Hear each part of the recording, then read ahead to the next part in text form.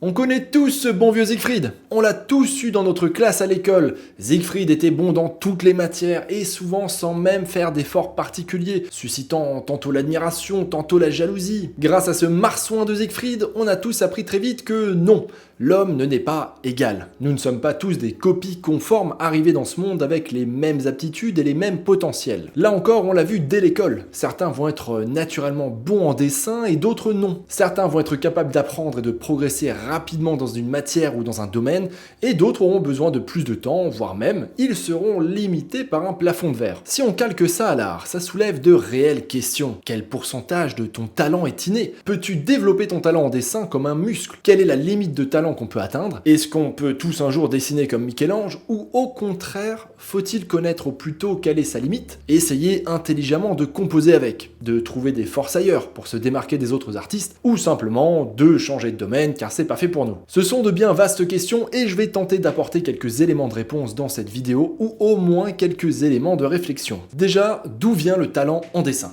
Cette question a longtemps hanté les artistes et les plus grands philosophes, et aujourd'hui ce sont les neuroscientifiques qui ont pris le relais. Dans notre société actuelle, la fable racontant que notre talent artistique a été décidé à notre naissance et que cela viendrait de Dieu a encore la peau assez dure. Et c'est normal. On nous martèle ça depuis plus de 2 millénaires. Déjà dans la Grèce antique, le philosophe Platon disait « Le poète est une chose légère, elle est sacrée.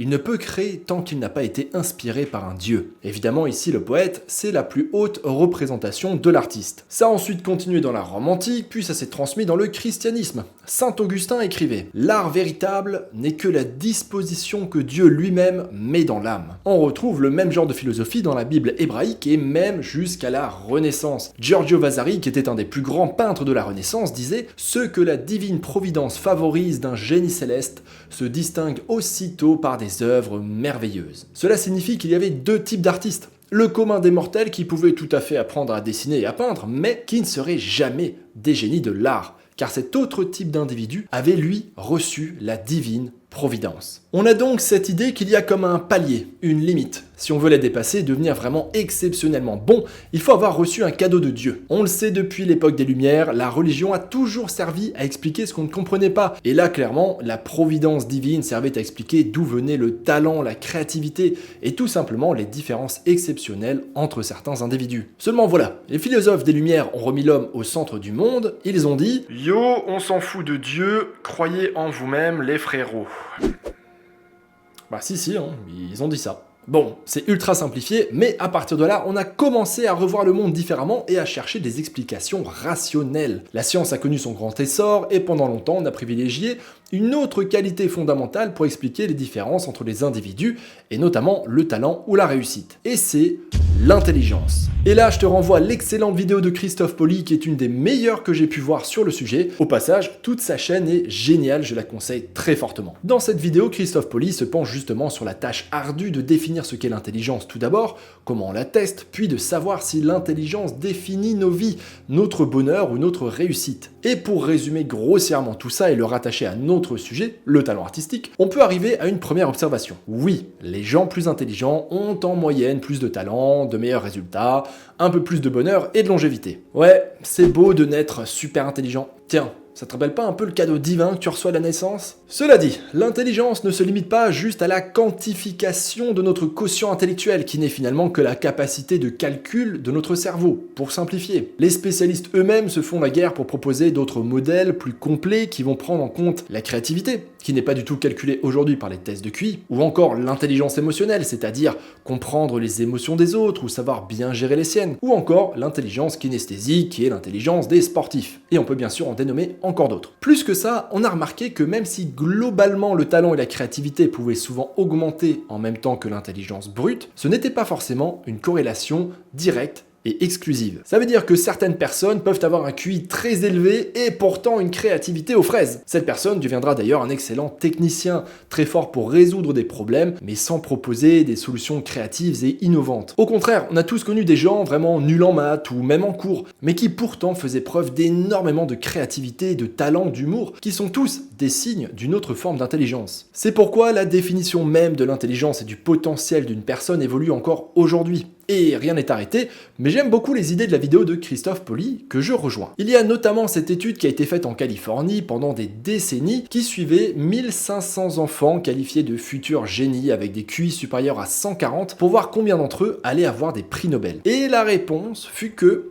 même s'ils s'en sont très bien sortis dans la vie, aucun d'eux n'a eu de prix Nobel. En revanche, 2 enfants qui avaient été refusés dans l'étude car ils avaient un QI trop bas ont quant à eux reçu des prix Nobel. Et ça, c'est tout le dilemme actuel. Pour moi, on ne peut pas simplifier le potentiel de quelqu'un simplement par une mesure objective et immuable, plus de QI égale plus de génie. Ça montre bien qu'il y a un ingrédient secret qui fait que le talent dans un domaine peut évoluer et grandir. Déjà, le cerveau est un organe d'une immense plasticité. Ça veut dire qu'il peut changer, évoluer, comme un muscle s'adapte au fil de l'entraînement, et nous permet de soulever toujours plus lourd, ou de courir plus vite et plus longtemps. Même si on est en partie limité par son socle génétique, on peut réellement développer son talent dans certains domaines. Plus on se confronte à un problème complexe, plus on va développer des nouvelles connexions neuronales fortes et s'améliorer dans ce domaine. Et tu sais quel domaine est d'une immense complexité? Eh ben, le dessin, le digital painting, la création artistique. Donc déjà, même si on a une limite de base, on peut aller au-delà et la faire évoluer, la repousser. Aussi, la créativité est évidemment un aspect ô combien important pour la réussite d'un artiste. Et bonne nouvelle, la créativité est une compétence et donc elle peut se cultiver, s'entraîner, contrairement au QI qui est en bonne partie déterminé par notre génétique. Mais il reste encore un dernier ingrédient secret avancé par Christophe dans sa vidéo et cela rejoint directement mes observations après presque 10 ans à accompagner des artistes à progresser. Un immense facteur déterminant pour la réussite, c'est l'engagement du sujet. Dans mon jargon familier, j'appelle ça la persévérance ou la passion. Mais on parle là de persévérance sur le long terme. Il prend l'exemple justement d'un prix Nobel ou d'astrophysicien et avance qu'apparemment des percées sont faisables dans ces domaines par des gens dont le QI ne dépasse pas forcément 125, ce qui est élevé, mais très loin d'un Einstein. L'immense différence, c'est d'être passionné par ce sujet, d'être absorbé, obsédé par ce sujet, d'en faire tous les jours et cela sur de nombreuses années. Tiens, ça te rappelle un discours que je tiens souvent sur Digital Painting School? Un certain mix de régularité et de persévérance? Un truc, tu sais, qu'on entend juste dans chaque interview d'artiste que j'ai pu faire sur cette chaîne. Alors, pourquoi? Eh ben, je ne suis pas neuroscientifique, mais j'imagine que déjà, on l'a tous vu en cours quand on était jeune, ou même plus tard dans la vie, lorsqu'on est vraiment curieux d'un sujet, on va être étonnamment bien meilleur pour apprendre ce sujet. Là, je te donne 2 exemples personnels. Quand j'étais au collège, j'étais forcé d'apprendre l'allemand, en plus de l'anglais. Et soyons honnêtes, j'ai jamais aimé cette langue. Elle ne m'attirait pas, en plus elle est dure, elle sonne pas bien. Et résultat, après 9 ans d'allemand, dans ma jeunesse, tout ce que je sais dire aujourd'hui c'est Meine Katze ist schwarz. Ça veut dire mon chat est noir. Mes moyennes en cours étaient toujours ultra passables et j'ai rapidement oublié la majorité. Au contraire, j'étais hyper curieux et intéressé par l'anglais. Et aujourd'hui, je me débrouille plutôt bien en anglais. My cat is black.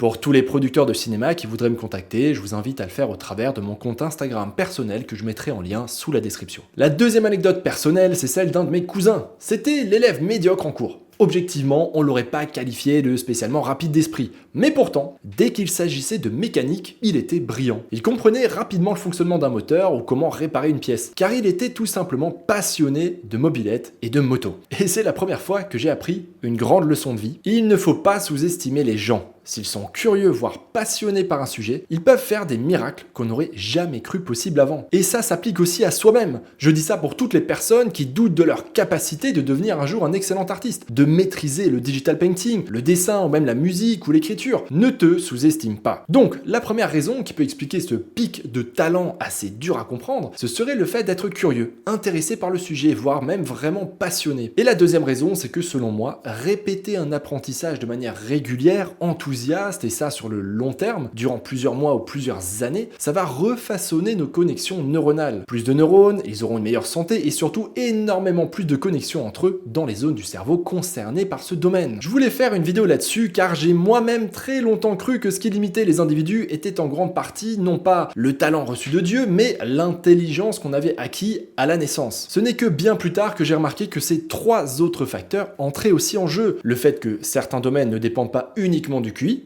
comme la créativité, l'empathie, l'intelligence kinesthésique, etc. On peut très bien être moyen partout et exceller dans une discipline. Ensuite, deuxièmement, c'est le fait que d'être curieux ou passionné par un sujet, ça fait toute la différence. Comme si le cerveau allait soudainement se dire « Hey, notre proprio, il adore cette discipline, alors vous allez tout de suite réallouer 50% de connexion en plus vers cette zone du cerveau. » J'imagine qu'il y a vraiment un truc comme ça qui doit se passer dans notre cerveau. Et le troisième facteur, la persévérance sur le long terme, voire le très long terme. Comme Picasso, qui avait beau être un humain exécrable, il n'en était pas moins un génie en art, que ce soit techniquement ou créativement. Ce bon vieux Picasso a peint jusqu'à sa mort à 91 ans, il y a littéralement dédié sa vie. D'ailleurs, si tu regardes, c'est presque toujours le cas pour les meilleurs artistes. Donc, il faut pas s'attendre à avoir le niveau d'un Michel-Ange, d'un Picasso ou d'un Craig Mullins sans s'investir comme ils l'ont eux-mêmes fait. Ce sont tous les trois probablement des gens intelligents, peut-être plus que la moyenne, mais surtout, ils adoraient réellement l'art et ils l'ont pratiqué tous les jours de leur vie durant des années et des années. Il faut donc bien garder ça en tête. Ça me fait penser à l'interview d'Olivier Bernard que j'ai posté la semaine dernière. Cet illustrateur fantasy, que je connais bien puisqu'il était d'abord formateur sur Digital Painting School, l'école en ligne que j'ai eu la chance de fonder,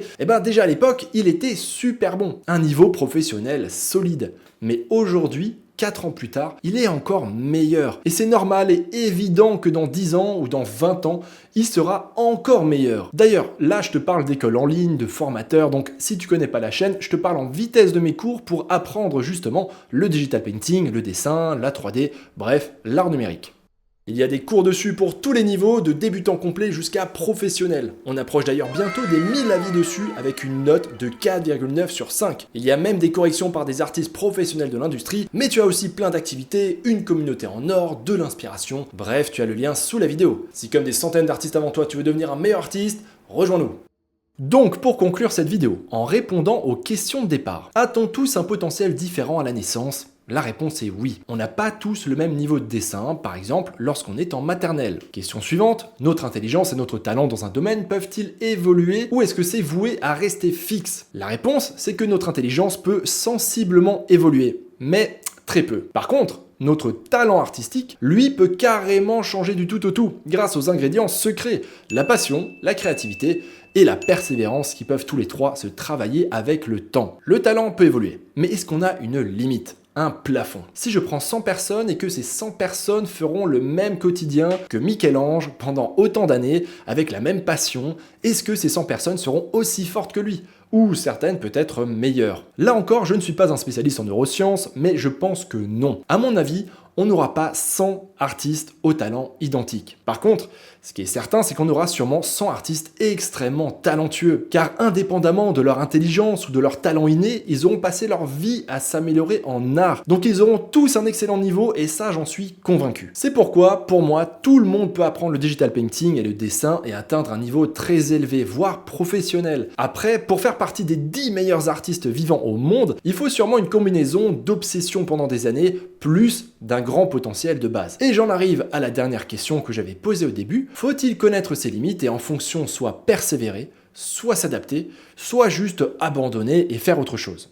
Ça, c'est pour moi une question assez personnelle, car je connais des artistes dans les trois. Certains que je n'aurais pas qualifiés de particulièrement bons naturellement en dessin ont pourtant réussi à devenir professionnels, mais ça leur a pris beaucoup de temps, plus que pour d'autres. Mais ils ont été la preuve pour moi que tout le monde peut y arriver avec de la persévérance. Dans le deuxième cas, j'en connais certains, d'ailleurs même parmi les élèves sur Digital Painting School, qui ont fait le choix de s'adapter. Ils ont vu qu'ils progressaient bien en dessin pur, mais ils sont restés curieux et ouverts à d'autres techniques. Certains ont alors suivi mes cours de 3D sur Blender et sont tombés amoureux de cet outil surpuissant. Et aujourd'hui, ils allient les deux et font des images de dingue. Et d'ailleurs, au passage, je suis très fier d'eux. J'en connais d'autres, d'ailleurs même certains parmi les artistes professionnels que j'ai pu interviewer, qui n'étaient pas de nature patiente. Faire des exercices de gestuelle ou de perspective durant des heures tous les jours, c'était pas leur truc. Idem, ils n'aimaient pas passer 40 heures sur une image à détailler, donc ils se sont adaptés. Ils se sont éloignés de l'excellence technique pour développer leur propre style, leur créativité ou leur sens du design, quelque chose qui leur correspond instinctivement. Certains sont devenus des illustrateurs avec un style hyper reconnaissable. D'autres se sont tournés vers le concept art, où ils dessinent aussi, mais ce n'est pas la beauté visuelle et technique qui prime, mais plus les idées et les designs qui sont proposés. Ils ont misé sur ces forces-là plutôt que juste sur la technique en digital painting. Ils se sont découverts un penchant exacerbé pour la créativité, le problem solving et le sens de l'esthétique, qui sont cruciaux pour être de bons concept artistes. Et enfin, je connais aussi des artistes dans le troisième cas, qui se sont donnés à fond pendant une période et qui ont ensuite arrêté. Parce que leur curiosité naturelle les a amenés finalement vers d'autres sujets, ou car il manquait de temps, ou pour plein de raisons. D'ailleurs, je pense que c'est le cas de beaucoup d'anciens élèves qui sont passés sur mes cours, sur Digital Painting School. Il y en a toujours qui persévèrent et continuent, et d'autres qui changent de voie. Certains d'entre vous se reconnaîtront peut-être d'ailleurs en m'écoutant. Et d'ailleurs, je vous pose directement les questions suivantes, si c'est le cas. Avez-vous progressé en dessin ou pas du tout? Est-ce que vous considérez que cet apprentissage du digital painting était du temps perdu? Est-ce que vous avez des regrets? Je suis persuadé que non pour la très grande majorité, mais je vous laisse me dire en commentaire. Apprendre un domaine qui nous intéresse, nourrir sa curiosité, son envie d'apprendre, de se développer personnellement est généralement toujours quelque chose de constructif, de positif. Même si on ne se spécialise pas dedans ou qu'on n'en fait pas un métier, un gagne-pain. D'ailleurs, c'est un peu une critique que je fais à notre société actuelle. On doit tout rendre productif et source de revenus d'une manière ou d'une autre. Pourquoi ne pas rester des fois d'éternels enfants? On peut passer d'un jeu à un autre, puis se passionner pour un sujet, puis pour un autre, sans qu'il n'y ait une finalité derrière, juste parce qu'on suit ce qui nous intéresse sur le moment. Mais je ferme là cette parenthèse. On a donc vu que la définition du talent artistique a beaucoup évolué depuis la Grèce antique jusqu'à aujourd'hui. Et nous ne sommes d'ailleurs toujours pas arrêtés sur ces questions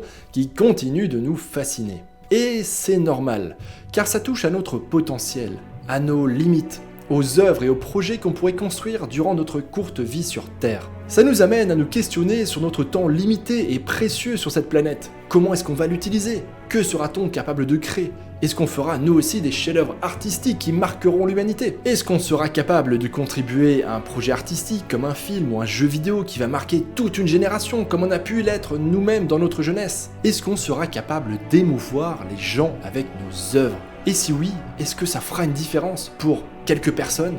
Ou peut-être pour des millions de gens. En tout cas, aujourd'hui, on sait qu'on n'est ni limité par la providence divine, ni par notre quotient intellectuel dans l'enfance, mais qu'on a des leviers possibles pour atteindre les étoiles. Et parmi ceux-là, il y a notre curiosité, notre passion, et surtout la persévérance et la régularité. Donc, à toi de te poser cette question maintenant que tu sais qu'il n'y a pas de limite définie à la naissance. Que vas-tu faire des prochaines années de ta vie? Est-ce que tu vas te donner à fond en art? Est-ce que tu vas chercher à repousser constamment cette limite de niveau artistique et avoir des ambitions toujours plus élevées? Ou alors vas-tu suivre ta propre voie? Comme lui par exemple, qui fabrique depuis 40 ans des sculptures incroyables à partir d'allumettes. C'est la fin de cette vidéo, qui est comme la dernière du genre dans un format très simple avec peu de montage. J'espère comme toujours qu'elle t'a apporté quelque chose, que ce soit des conseils bénéfiques et applicables, ou juste qu'elle ait réussi à te pousser à réfléchir à ces sujets profonds. Dis-moi en commentaire si t'es d'accord avec ce que je raconte dans cette vidéo, ou s'il y a une partie qui t'a plus touché qu'une autre. De la même manière que je t'invite à nourrir le débat. Si jamais t'es pas d'accord ou que j'ai fait une erreur, dis-le aussi en commentaire, ça ne peut qu'enrichir cette vidéo. Merci pour ton visionnage, je compte sur ton pouce en l'air si elle t'a poussé un peu à réfléchir. N'hésite pas à t'abonner si c'est pas déjà fait, et sur ce, à très vite l'artiste dans de nouvelles vidéos. Ciao!